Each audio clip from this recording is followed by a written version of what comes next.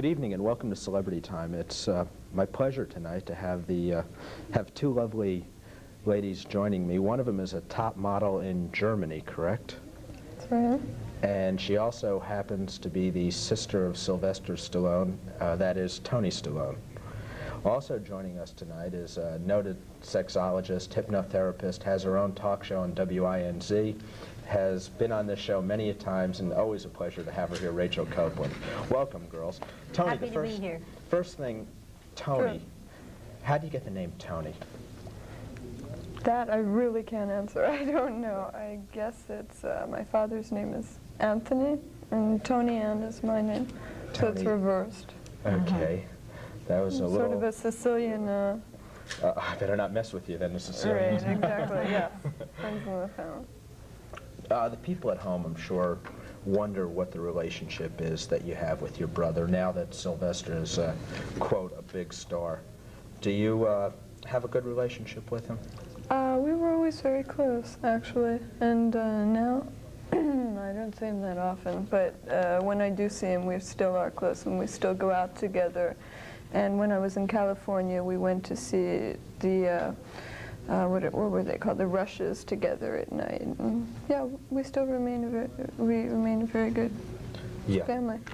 You model in Europe, correct? Germany. When did you get started in modeling? In '76. And After how I did that come graduated. about? Oh God. I fell in love and went to Germany. With a With a German, no, with a German who had come to visit me after I graduated high school. So I went back with him, and I had always wanted to model and go to law school, so I decided to do both. And what about the law school now? Are you involved? I started, and I stopped for a while, and I'll probably be going back in January or so, if I don't go to Germany first. Now it's a toss-up between the two, which is more lucrative. Rachael, I know you're waiting to talk about phobias and No, things no, along. I'm thinking about She's thinking of my phobias, actually. About her, what she said. I wonder how Toni Ann would compare people in the United States with people in Europe, because here we have somebody who lived in Europe for several years, and we hear about the Europeans being more sophisticated and the habits and the manners. How would you rate the fellas, say? The way they treat women in Europe and the way they are in this country. I think I might get insulting letters if I say anything like that, but... No, tell the truth. No, people are interested in what your experience. It's a little unusual. The men are much more polite. The American men are quite rude here. They really are. They have absolutely no sense of chivalry. I mean, in America? They don't believe in opening doors. They don't believe in treating a woman like a woman. They're quite rude. Yet, what about the women in America?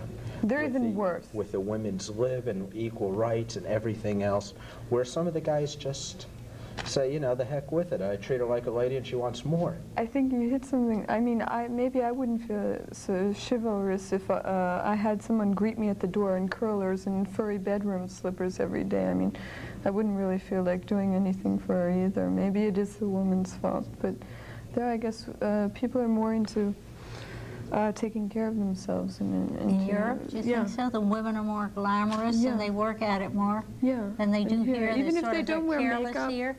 Even if they don't wear makeup or something. This is a Miami show. How do the women and the people in Miami strike you compared to, say, Paris and London and Germany, Frankfurt?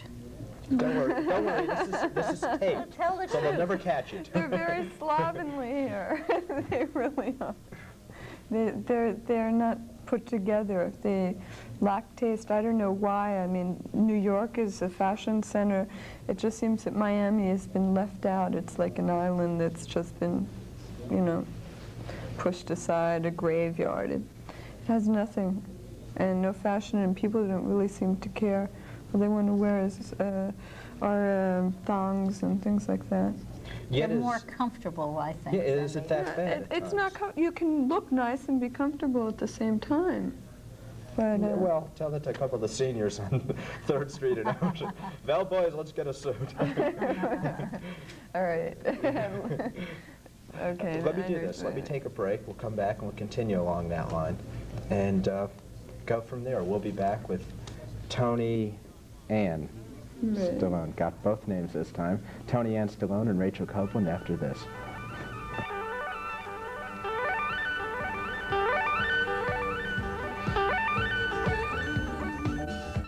Welcome back with Toni Ann Stallone and Rachael Coplan.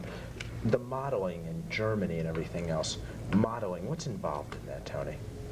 It's a lot of hard work. It's very, People would think that it's glamorous and It's you go not. out there and they take 5 pictures and you go home and you're on the covers of magazines or something. no. You get up at like 4 o'clock in the morning, put yourself together, drag yourself to a train station, get out, wait for the photographers to come, and then a few other people, and usually there's a hairdresser or someone, and you stand there for 10 hours and change positions. It's very hard.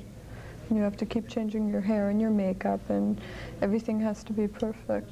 But the clothes isn't that hard. It's the hand modeling. When you do nail polish and you have to stay like this for an hour or 2 hours or 3 hours, and your fingers begin to get numb. arthritis. Exactly. But Wha- it's very hard. What about the makeup? I mean, I'm one of your, quote, typical Miamians where I hop out of the shower, splash on cologne, run out. The makeup and the time involved in putting on the makeup and things along that line. It takes about 3 hours to Really? get yourself put together, and then plus every 2 hours or so you have to keep putting yourself back together. So And it's you did some very work, I involved. believe, with Sylvester in Hollywood on Rocky II, something yeah. like that. How did that differ from the modeling that you have been doing, and as movies as opposed to doing? They tell you everything. They tell you exactly what to do there. You have no choice. It's not stand like this. Excuse me. It's rather stand like this and be like this. And in modeling, in Europe rather, you have to know it the first time of you're out. So that's it. Yeah. Okay, Rach, you got a question or something you'd like to discuss there? Yes, I think that people are people all over the world, whether they're in Germany or whether they're here. They all have basic problems, and they try to overcome their problems. They try to be a success.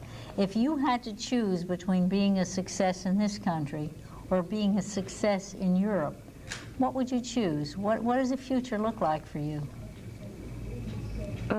What do you think?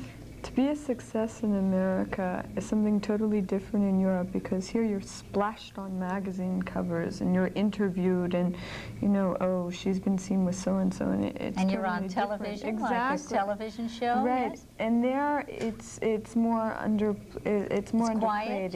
It's not the same. Excuse my English. No, I it's can't okay. speak it anymore. Well, Should you we can speak continue in German, I'll understand. How many languages do you speak? I speak German and French. And English, Yeah. not that good, but A working little on it. Sicilian, trying to learn Spanish. Now, you and, let's get into your family a little bit, and Sylvester, and we already said that you had a good relationship with Sylvester and everything else. Growing up with him, people look at him and see this great physical specimen, they see this great talent, writing, acting, things along that line. Was he always that talented? He was a moron. He was a total moron. He couldn't write his own name. He really was ignorant. He was still my idol. He was everyone's idol. And the entire family. Everyone worshipped him. You know, for some I'm reason. interested in that. As a therapist, I'm always interested in the idea that a person, no matter what they start out to be, no matter how depressed they are, no matter how their mind is not functioning and their body is weak, Well, I how didn't they mean he can was improve. totally ignorant. I didn't No, mean he was no, a but I total say, you said he was a moron, He but was, I'm yeah. sure he wasn't a moron in the strict sense of the word. I'm sure he is normal intellectually. A moron At is that time somebody he whose wasn't. But wasn't he- IQ At is that below time, normal. Right, didn't It he was have- below normal. His IQ was below Yeah. normal. Didn't he have And some physical handicaps also? He being had brought some up? facial paralysis. Yeah. But that's what everyone thinks. But, That's why everyone thinks his life I is think so the lonely. listening audience, though, has something to learn from this that I'd like to point out as a therapist. That no matter what your problem is, you can become a success. Here we're talking about a young man, Sylvester Stallone, who won international acclaim and many awards, and the Oscar for the movie that he wrote and acted in. And I saw the other film, Paradise Alley, and I thought that was very good also, very interesting. And now Rocky 2 is coming out. Fist. And here's a person, and Fist, that was memorable. And I think here we're talking about a principle of human nature that we should explore a little bit. And that is how a person, even though they are ridiculed and told that they're a moron and they have physical handicaps, can exercise as he did, right? There was a lot of exercising in your family. Your mother had a gym, right? That was constant, yeah. Constant exercise took a body that had paralysis, made it into a strong human being, and took a mind that was perhaps in some way not up to its potential, and the mind and the body became healthier and stronger, and the person became a success. Now, isn't that an amazing thing when you think about it? Maybe the mind was always there. Maybe it just had no outlet. And Now this was you his said own something outlet. very profound. Many people do not have the opportunity to use their mind, and they looked upon as being subnormal when maybe they're a Because genius. of, How do we know? His facial paralysis or something. Maybe he felt that people and the other children laughed at him and nobody wanted to be around him, so he sort of closed himself Off and off. Yeah, concentrated on other things. And then one time I remember he told me finally that you should ignore all people and you should just Do be your yourself, own. because you'll notice that a few weeks later they'll be doing the same things that you do.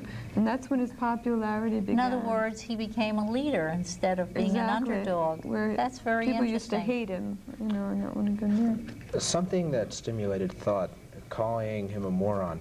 If he was here now, how would he react to that? But let me do this. Let me take would a break agree. first. Let me take a break first. Oh, sorry. And we'll come back and we'll go from that point, okay? We'll be back with Toni Ann. Got it? Stallone and Rachael Coplan after this. The Ann part I forget. Okay.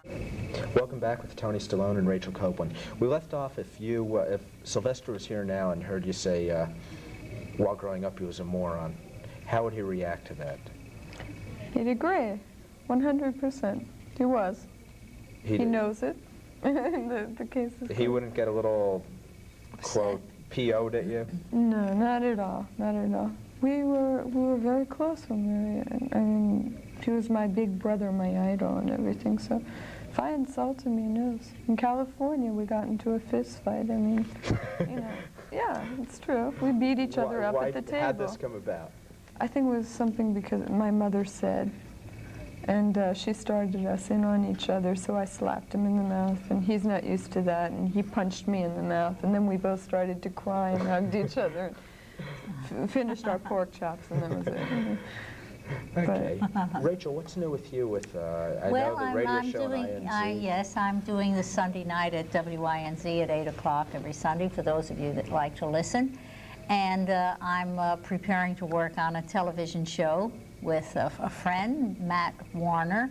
We're planning to do a show on holistic health. What exactly is that? Holistic health, holistic living is a new trend in self-improvement. You know, I've always been involved in self-improvement with hypnosis, etc.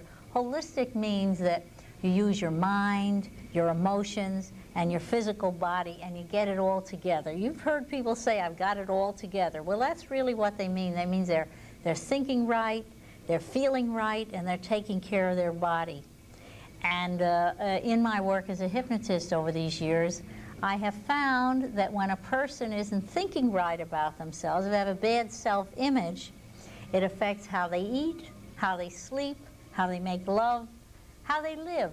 So it's a whole, if you think of holistic as a whole person, Yeah.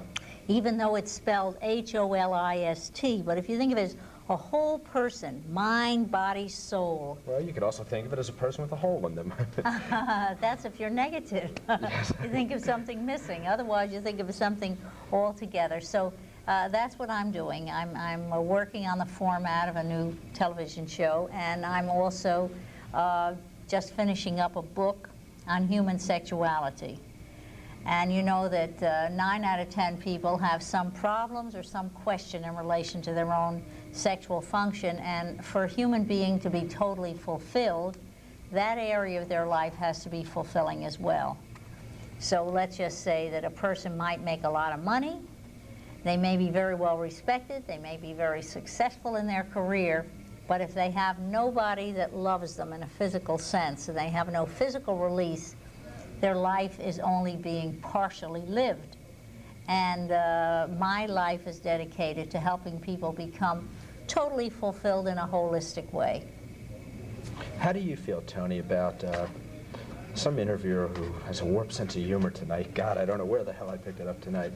But probing into, you make it real big, and probing into your sex life. I mean, as an interviewer, I just don't feel that's proper. Feel How would you feel about an interview? People ask you questions about your private life. Questions about your private life. Well, if it's something perverse, well, perverse in opposed to what other people think, then I won't say anything about it because I'd be insulting everyone. But if it suits me, and there's really nothing to hide, I wouldn't be offended at all. Yeah, but do you feel they have the right to just... No, they don't have the right. I say I wouldn't be offended, but I might not answer. But you know, I wouldn't be offended or insulted. But I think unless they're my personal friends and I feel like saying this is how my sexual life goes, then that's fine. Otherwise, who the hell cares what my sex life is? Who's interested? Yeah. Okay, let me do this. Let me take a break. We'll come back, and I want to. I've heard good, bad, and different about your relationship with your mom, Sylvester's relationship with your mom, and things along that line. And talk about the family a little more. I want to ask Rachel also one thing about the radio show. First, got to pay a couple of bills. We'll be right back with Toni Stallone and Rachael Coplan after this.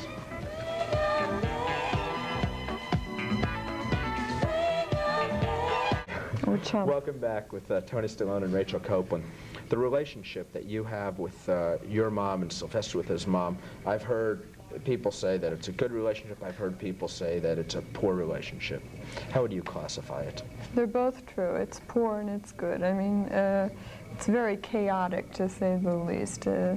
My mother is the type of person who is not on earth. I mean, she goes from one extreme to another, so my brother and I tend to leave her alone at times until she puts her mind back into focus, until she gets down to earth. You can't get along with my mother, no matter what you do. She's very loving. She cares about us all very deeply, but she doesn't know how to express that. I know your mother, and I'd like to say that she's a very talented, creative, sensitive person who wants through her children to get that kind of fulfillment that all human beings want, and so she lives through them and puts so much of her emotional needs and her desires into their wanting them to be a success that sometimes they feel that kind of an emotional pressure of her personality. But I think that there's something very exceptional about her, and her love. She has a lot of love for her children. There's no question about that. And I'm very fond of Jackie, as I am of Toni Ann. And I will say about this family of people. How did the two of you get together? Well, her mother was at my house because I had interviewed her on one of my TV shows. I'd interviewed her mother on one of the TV shows, and we were watching a run-through of the tape at my place, and she told me she was expecting her daughter here. And when Toni got here, she came to me for a little therapy just to make the adjustment of the sleeping. You know, when you're traveling on a plane and there's a difference of the hours, what do they call that time? Jet lag. Many people come to me for hypnotherapy to get over jet lag when they travel from one country to another. And that was about it, you know. And also Toni had a little problem with airplanes in general, and she had to fly to California, and she has, I wouldn't say it's a big phobia, but we know that lots of people have little. My mother and I on a plane, both she and her mother, both she and her mother have a little aerophobia, a little problem about getting up in an airplane. And so we worked on that with hypnosis a little, and that's how I found out that they are both very interesting individuals, very unusual, and very spirited. And I'm sure that the two boys are that way. We haven't mentioned that she has another brother beside Sylvester. Who's coming Friday. And Sylvester will be in town. So all of the Stallones will be in town next week. Sylvester Stallone and Frankie Stallone and Toni Ann Stallone and everybody. And they're having Frank a Christmas get-together. And that will be a wild scene from what And they're Tony all said. real, unusual, individualistic people, but each one very interesting. Quickly, what about Toni Stallone, her future? What does Toni Stallone want? I will continue modeling, and then I'm going to law, into law, What international about law. family, things along that line? Well, at the moment, I'm The guy, engaged. the guy who... No, the he's guy gone, he's gone. There's She's in between there's jobs. a Peruvian, no. No? There's a Peruvian who I'm engaged to.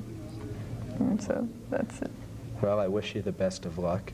Rachel, you're on Sunday nights, 8... I'm on Sunday at 8 o'clock, WYNZ. INZ Radio. And You people at home, tune in if you're up that late on Sunday.